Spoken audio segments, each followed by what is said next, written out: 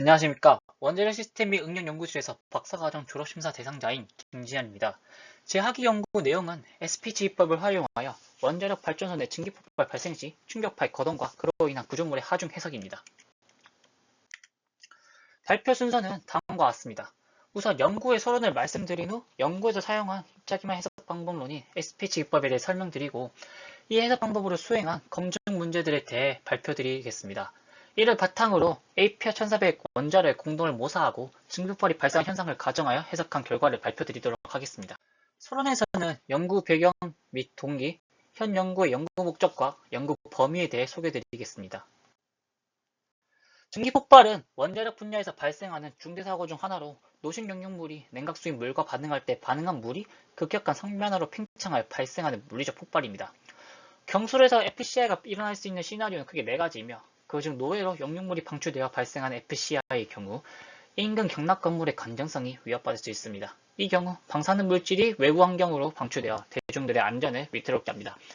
그렇기 때문에 증기폭발 현상을 예방을 위해서는 이를 제대로 해석하는 것이 중요합니다. 그럼에도 불구하고 증기폭발은 열, 유체 역학을 모두 고려해야 하는 복잡한 현상이기 때문에 이러한 폭발로 인해 인공 구조물의 하중이 가해진 연구는 그리 많지 않았습니다. 증기폭발 실험도 원자로의 극한 조건을 재현하기 위해 고도로 통제된 환경과 특수 장비가 필요하며 비용이 많이 들고 위험성이 높기 때문에 제한된 조건에서만 수행되어 왔습니다. 이를 보완하기 위해서 수치적인 시뮬레이션을 활용하여 구조 해석과 폭발 현상을 연계하여 해석하는 방법이 제한되었습니다. 기존에는 유체 해석 코드와 구조 해석 코드를 각각 사용해 연계하는 방식이 주로 활용되었습니다. 그러나 이 방식은 데이터 전송 과정에서 오차, 불안정성, 해석 속도 저하 등의 문제가 발생합니다. 그렇기 때문에 만약 하나의 해석 코드로 충격파와 구조 고동을 동시에 해석할 수 있다면 정확도와 효율성을 동시에 높이는 장점이 있습니다. 특히 원자력 분야에서 발생하는 증기 폭발의 경우 원자로 공동 내 충격파와 주변 구조물의 변형을 더 정밀하게 예측할 수 있게 됩니다. 따라서 본 연구에서는 단일 해석 코드를 활용해 이러한 충격파 구조물 상호작용 해석을 수행하기로 하였습니다. 이를 위해서 어떤 수치 해석 기법을 사용할지 고민했습니다. 크게 격자 기반 해석과 입자 기반 해석 방법이 있는데 복잡한 형상이나 큰 변형을 다루기에 입자 기반의 해석이 유리하다고 판단했습니다. 그중 SPH 기법을 택했습니다. SPH는 격자를 사용하지 않고 유체 혹은 재료를 입자의 집합으로 표현합니다. 각 입자는 물량을 가지고 주변 입자의 상호작용으로부터 밀도, 압력, 변형 등을 계산합니다. GPU 등 컴퓨팅 기술의 발달함에 따라 고해상도 해석이 가능해졌고 이로써 충격파와 구조물 변형을 하나의 해석으로 다루는 것이 효율적입니다. 결론적으로 입자 기반 SPH를 통해 단일 해석 코드를 구현함으로써 증기 폭발 시 발생하는 충격파 구조물 상호작용을 정확하고 효율적으로 해석해 보았습니다. 연구 목적은 크게 2가지입니다. 첫 번째는 단일 SPH 기법으로 충격파 구조물의 상호작용 현상을 해석하는 것입니다.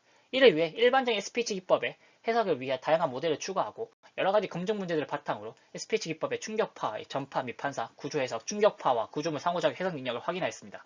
두 번째는 이를 바탕으로 노외 증기 폭발로 인한 구조물 건전성 평가를 수행하는 것입니다.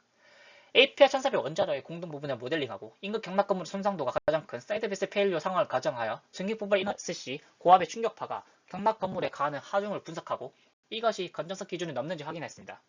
또한 구조물 재료 및 형상으로 인해 충격파의 세기가 증폭되거나 감쇄된 현상을 확인해 보았습니다.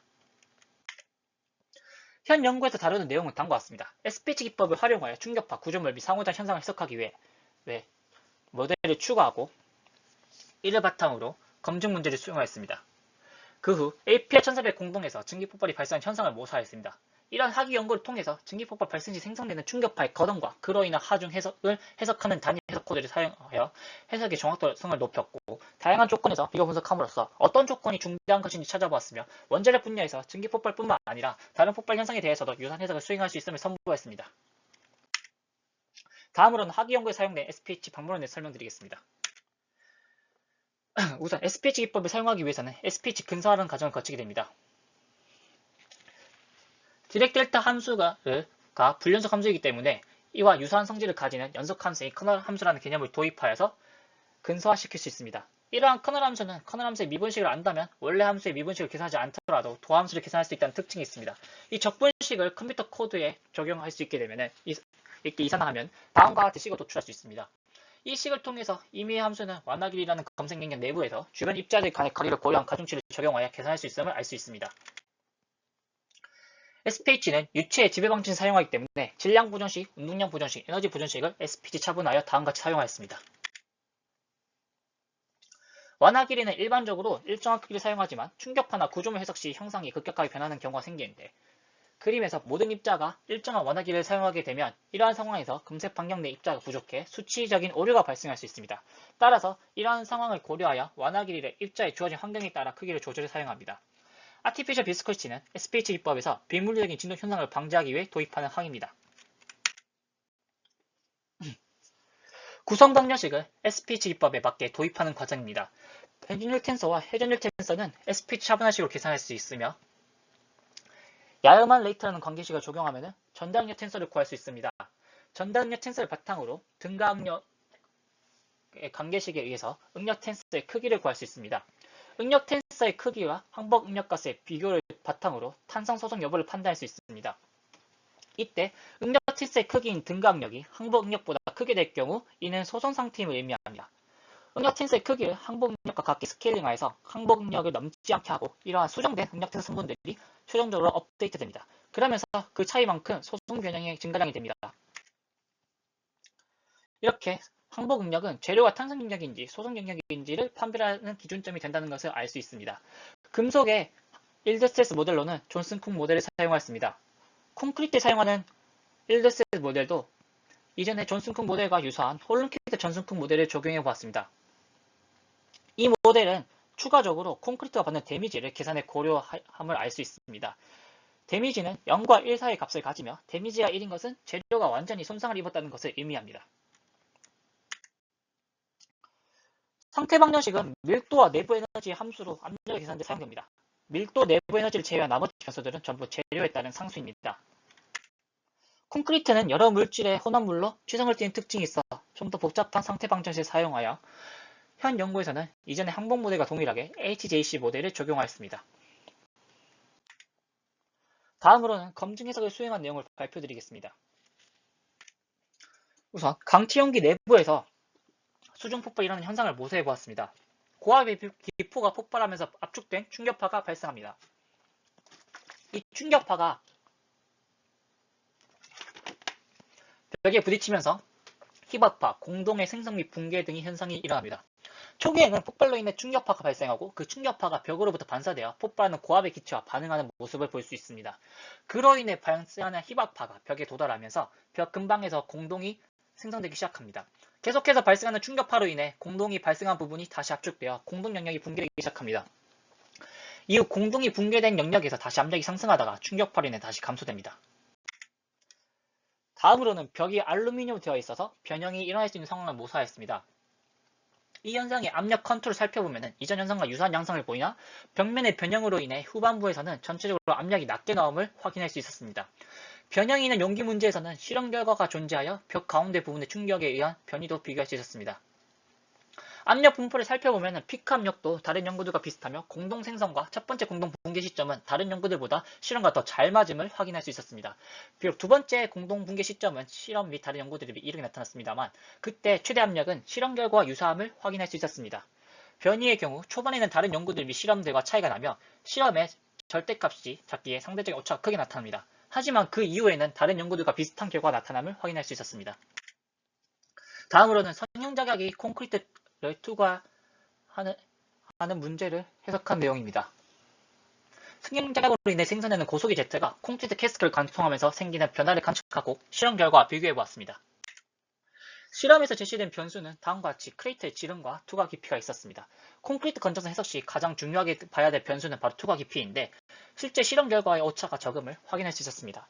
또한 성형 자격의 콘크리트와의 거리, 콘크리트 강도에 따른 투과 정도의 차이를 다음과 같이 투시해보며 콘크리트 강도에 따른 건전성 차이를 확인해 볼 수 있었습니다. 이러한 검증을 바탕으로 증기 폭발이 발생한 이후 현상을 다양한 조건에서 시뮬레이션하고 그 결과에 대해 비교 분석해 보았습니다. 현재 시뮬레이션은 다음과 같이 리액터 베슬의 사이드 베슬 페일러가 발생하여서 원자로 공동의 최후단에 떨어진 현상을 가정하였습니다.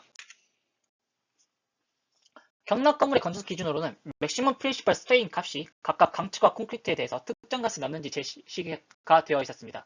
모든 시뮬레이션에서 이 값을 넘지 않음을 확인할 수 있었습니다. 그리고 증기 폭발의 폭발력은 TNT 입자를 배치하는 것으로 대신하였습니다. 철근비에 따른 차이를 살펴보기 위해서 극단적으로 강철 구조물, 기존의 철근 콘크리트 구조물, 그리고 철근이 없는 일반 콘크리트 구조물을 설정하여 비교해 보았습니다. 충격파의 거동 관점에서는 강철은 충격파를 반사하는 경향이 있고 콘크리트는 상대적으로 흡수하는 경향이 있다고 합니다. 결과를 보시면 강철 구조물의 경우 충격파를 상대적으로 반사하는 경향이 두드러지게 나타남을 확인할 수 있었습니다. 그 이후에 충격파가 전파될 때도 강철의 경우 그 세기가 더 높은 크기를 유지되며 철근 콘크리트의 경우 철근의 존재로 그냥 콘크리트보다 초반에는 충격파의 세기가 크지만 점차 감소되면서 그 차이가 줄어듦을 확인할 수 있었습니다. 일반 콘크리트와 철근 콘크리트를 비교해봤을 때 철근의 존재로 인해 충격파의 세기가 더 크기 때문에 경락건물 인근 지점에서 완전히 파손된 지점이 더 넓음을 확인할 수 있었습니다. 폭발력에 따른 차이를 비교해봤습니다. 폭발력이 크기 때문에 명확하게 그 세기가 더 큼을 확인할 수 있었습니다. 또한 충격파의 세기가 더 세기 때문에 완전히 파손된 영역도 훨씬 더 넓게 나타남을 확인할 수 있습니다. 손상도와 응력 감소상 기준을 넘는 영역 비율도 큰 차이가 있음을 확인할 수 있었습니다. 콘크리트의 압축 강도에 따른 차이를 살펴보았습니다. 콘크리트의 압축 강도가 낮을수록 픽 압력도 약간씩 더 높게 나오지만 거의 차이가 없었습니다. 이는 압축 강도가 바뀐다고 임피던스가 바뀌는 것이 아니기 때문에 이런 유사함이 발생하였습니다. 반면에 콘크리트 압축 강도가 낮을수록 완전히 손상된 영역이 더 넓게 분포됨을 확인할 수 있었습니다. 이는 압축 강도 자체가 콘크리트가 하중을 견딜 수 있는 능력을 의미하기 때문입니다. 또한 압축 강도가 낮을수록 응력 기준이 넘는 영역이 더 넓게 나타남을 확인할 수 있었습니다. 리액터 캐비티의 수위에 따른 차이를 살펴보았습니다. 수위가 높을수록 충격파가 전파되면서 감쇄되는 현상이 덜함을 확인할 수 있었습니다. 이는 충격파가 물에서 공기로 전파되면서 상당량이 감쇄되어 전체적으로 충격파의 세기가 감소되기 때문입니다. 또한 물의 수위가 높아질수록 충격파가 구조물에 더 큰 하중을 가하지는 않지만 구조물이 물과 접하는 부분은 충격파에 의한 하중을 어느 정도 받기 때문에 수위가 높을수록 손상 영역이 더 높은 것까지 나타남을 확인할 수 있었습니다. 마지막으로 폭발 발생 지점에 따른 차이를 분석하였습니다. 경락 건물과 가까운 지점에서 폭발이 발생한 사이드 패스 페일리어를 말고도 바텀 패스 페일리어, 어너더 사이드 패스 페일리어가 발생했을 때를 가정하고 폭발 지점을 선정하였습니다. 폭발이 발생하면 발생 지점으로부터 구면파가 생성되는데 바텀 패스 페일리어의 경우 충격파가 오른쪽 끝에 도달하기 될 경우 어느 정도 중폭됨을 확인할 수 있지만 어너더 사이드 패스 페일리어의 경우 충격파가 오른쪽 끝에 도달하기 전에 이미 어느 정도 감쇄가 되어서 반사에 의한 증폭이 미미함을 확인할 수 있었습니다. 세 가지 모두 폭발이 발생한 지점 인근에서 완전히 파손된 영역이 발생하며 발생 지점에서 멀어질수록 손상 영역이 덜 나타남을 확인할 수 있었습니다. 사이드 패스 페일리어를 가정한 기존의 해석에서 구조물이 인접한 영역이 넓고 두께가 가장 얇기 때문에 흔한 연구의 결론과 동일하게 이 경우가 가장 주의해서 살펴봐야 할 케이스임을 확인할 수 있었습니다. 결론입니다. SPH 단위 기법을 사용하여서 충격파와 구조물 사이 상호작용을 양방향 연계로 해석하였습니다. 충격파 구조물 상호작용 해석의 복잡성과 위험성으로 인해 실험 데이터 한정적이라 수치적 해석 기법의 필요성이 대두되었습니다. 그렇기에 SPH 기반의 해석 코드를 개발하여 충격파 구조물 그리고 이 둘의 상호작용 해석 능력을 검증하였습니다. 이를 바탕으로 APR 1400 공동에서 증기폭발이라는 현상을 가정하고 다양한 증기폭발 시나리오를 해석할 수 있음을 선보였으며 나아가 증기폭발뿐만 아니라 원자력 분야의 다른 유사한 현상에 대해서도 해석 가능함을 보였습니다. 후속 연구로 추천하는 내용은 다음과 같습니다. 첫 번째로는 증기폭발의 충격량을 구현하는 것입니다. 현 연구를 포함해서 증기폭발의 충격량을 모사할 구조물의 가능 하중을 분석한 연구들은 폭발물을 사용함으로써 폭발 초기의 동쪽 하중을 모의하였습니다. 하지만 이는 지속해서 잔류파가 발생하는 증기폭발의 파형을 구현하지는 못하기 때문에 실제 구조물이 받는 충격량과 차이가 존재할 수 있습니다. 그렇기 때문에 입자 기반의 SPH 방법으로 증기폭발이 발생하는 FCI 현상을 구현한다면 증기폭발을 더 정확하게 해석할 수 있을 것입니다. 두 번째로는 어느 정도 폭발력이 되어야 경락 건물이 완전히 파손되는지 확인하는 것입니다. 현재 해석들에서는 경락 건물이 완전히 파손되는 경우는 없었습니다. 경락 건물이 어느 정도 하중까지 견딜 수 있는지 확인하여 기준을 설정할 수 있습니다. 또한 폭발력을 계산할 때 몰튼 코리움에서 가정이 많이 들어가는데 이에 대해서도 더 정확한 데이터가 있었으면 좋을 것입니다. 세 번째로는 다양한 콘크리트 재료 모델을 사용하여 결과를 비교하는 것입니다. 현재 사용하는 콘크리트 재료 모델 말고도 다양한 재료 모델을 적용하여 비교해보면서 성화에 따라 가장 보수적인 모델을 찾고 이는 해석의 정확도를 향상시킬 수 있을 것입니다. 지금까지 발표를 들어주셔서 감사합니다.